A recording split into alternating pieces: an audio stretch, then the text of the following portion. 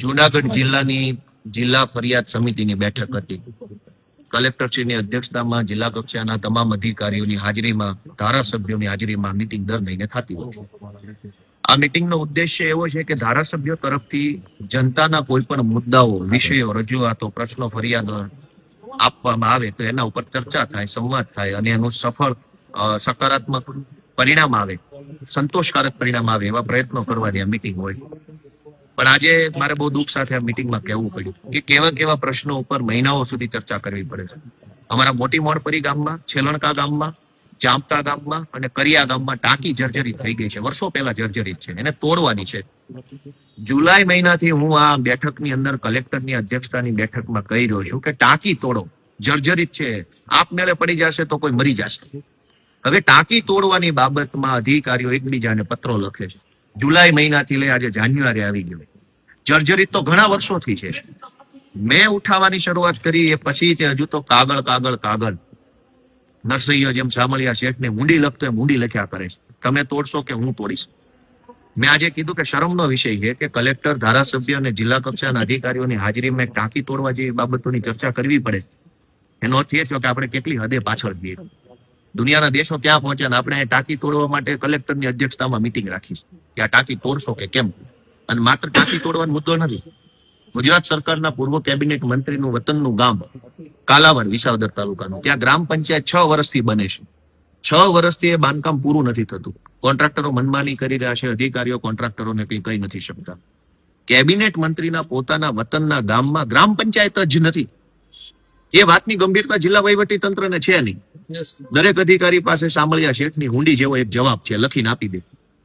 કોઈ નીચે લખીને આપે, કોઈ ઉપર લખીને આપે, કોઈ સાઈડમાં કે અમારામ નહીં તમારામાં આવે છે, તમારા વાળો કે અમારામ નહીં ઉપર આવે, ઉપર વાળો કે નીચે આવે, નીચે વાળો કે સાઈડમાં આવે છે. કેબિનેટ મંત્રી, પૂર્વ કેબિનેટ મંત્રીના ગામમાં ગ્રામ પંચાયત નથી એ રાષ્ટ્રીય શરમનો વિષય હોવો જોઈએ. શું કામ? કે પંચાયતમાં તલાટી ક્યાં બેસતા હશે, રેકર્ડ ક્યાં રાખવામાં આવતું હશે, ગામજનોની બધી જે કઈ સુવિધા વ્યવસ્થા છે એનું શું થતું હશે? દોસ્તો, આજે આ મીટિંગની અંદર મેં ભેસાણ અને વિસાવદરની સહકારી મંડળીમાં જે ગોબાજાળી થઈ છે અને જે ખેડૂતોને ખોટી રીતે 7/12માં બોજો પાડ્યો છે એને એનઓસી આપવામાં આવે એ મુદ્દા ઉપર રજૂઆત કરી છે. બીજું કે જે ખેડૂતોએ મંડળીઓની અંદર થાપણ મૂકી છે, ડિપોઝિટ, એને ડિપોઝિટ પાછી આપવામાં આવે એ મુદ્દાની રજૂઆત કરી છે. આ સિવાય હમણાં જુનાગઢની અંદર એક પ્રાઇવેટ કંપનીનું એક સંમેલન થયું હતું. આ સંમેલનમાં વીજળી વિભાગે સરકારને 50 લાખ રૂપિયાનું નુકસાન કર્યું છે. વીજળી વિભાગના દ્વારા ખોટી રીતે કોટેશનો કરી, ખોટી રીતે ડિપોઝિટો લઈ, એક જ સ્થળ ઉપર 4 કનેક્શનો આપી અને સરકારને મોટા પાયે નુકસાન કરવાનું કામ કર્યું છે. આ મીટિંગમાં એની ચર્ચા થઈ છે, પણ મુખ્ય અધિકારી હાજર નહોતા, એટલે આવતી મીટિંગમાં પ્રશ્નની રજૂઆત થવાની છે. આ સિવાય અમારા ભેસાણ તાલુકાના બોરવિયાળી ગામે બ્લાસ્ટિંગ થવાના કારણે રિલીઝોની અંદર ગામજનોને ખૂબ તકલીફ પડી રહી છે. ઘરની અંદર તિરાડો પડી ગઈ છે, ખેતરોની અંદર ધૂળ ઉડવાથી પાક નથી પાકતો, એ બાબતની આજે રજૂઆત થઈ છે. અમારા ભેસાણ ગામની અંદર પાવર કટ ખૂબ થઈ રહ્યા છે. ભેસાણમાં સતત પાવર કાપ લાગી રહ્યો છે. ભેસાણમાં કારખાનાઓ ચાલે છે, ગીરાના, અન્ય બીજા કારખાનાઓ છે. દરેક લોકોને લાઇટની સતત જરૂર પડતી હોય છે, પરંતુ કોઈને કોઈ કારણોસર ભેસાણની વ્યવસ્થા બરાબર ન હોવાથી લાઇટ કપાય છે. એની પણ આજે મેં રજૂઆત કરી છે કે ભેસાણમાં કારખાનાઓને ધ્યાને લઈને, લોકોની જનસંખ્યા ધ્યાને લઈને, સોલાર પ્લાન્ટ લાગેલા છે એને ધ્યાને લઈ અને વહેલી તકે પાવર બાયફર્કેશન કરવામાં આવે, ટ્રાન્સફોર્મર્સની સાઇઝ મોટી કરવામાં આવે તો આ પ્રશ્નનું સોલ્યુશન થઈ શકે તેમ છે. આ સિવાય તાલુકા કક્ષાએ જે કઈ પ્રશ્નો, બરડિયા ગીરના, શોભાવડલા ગીરના રોડનો પ્રશ્ન, લેરિયા ગામના રોડનો પ્રશ્ન, શોભાવડલા ગીરના ગામનો રોડનો પ્રશ્ન, આ જે કઈ રોડ છે, જુનાગઢ થી ભેસાણના રોડનો ધીમી ગતિએ ચાલતા કામનો પ્રશ્ન, આ બધા જ મુદ્દાઓ ઉપર આજે આ મીટિંગની અંદર ચર્ચા થઈ છે. અને આ સિવાય અન્ય જે કઈ નાના મુદ્દાઓ હતા, જેમ કે સમયસર અનાજનો જથ્થો નથી મળતો. ભેસાણ અને વિસાવદરની અંદર 25, 26, 27 તારીખે અનાજનો જથ્થો આવે છે.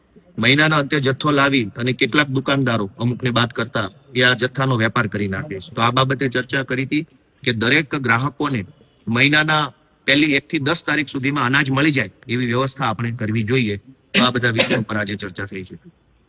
ખાસ કરીને તાલુકાના પ્રશ્નો છે, તાલુકામાં સોલ્વ નથી થતા, છેલ્લા સુધી આવે છે. તાલુકાના પ્રશ્નો તાલુકામાં તો સોલ્વ નથી થતા એવું હું વિપક્ષના ધારાસભ્ય તરીકે કહું એના કરતા પણ એવું તો ભાજપના ધારાસભ્યો કહે છે. ગ્રામ પંચાયત લેવલના પ્રશ્નો રાજ્ય સરકારથી સોલ્વ નથી થતા. આવું 5 ધારાસભ્યોએ પત્ર લખીને કીધું. મારે તો ક્યાં આમાં કઈ બોલવા પણ જ રહ્યું. ભાજપના સાંસદો ધારાસભ્યો હોય તે ગ્રામ પંચાયત લેવલનું કામ નથી કરાવી શકતા એ આખું ગુજરાત જાણે એવી હકીકત છે. એનો અર્થ એ કે એક લેવલે કોન્ટ્રાક્ટરો અને એક લેવલે અધિકારીઓ છે એ સરકારના બોસ બની ગયા છે. કોન્ટ્રાક્ટરો સરકારથી ઉપર છે. બીસીપી પાર્ટી, ભારતીય કોન્ટ્રાક્ટર પાર્ટી, એની સરકાર છે અને અધિકારીઓનું કોઈ માનતું નથી. અધિકારીઓ નોટિસની ગેમ રમ્યા કરે છે. ગામને એનો હક નથી મળતો, લોકોને એનો હક નથી મળતો અને નોટિસ. વર્ષો સુધી નોટિસની રમત ચાલે. કંઈક થોડી ગંભીરતા આવે એવા અમે આશા રાખીએ છીએ. સરકારની રજૂઆત છે.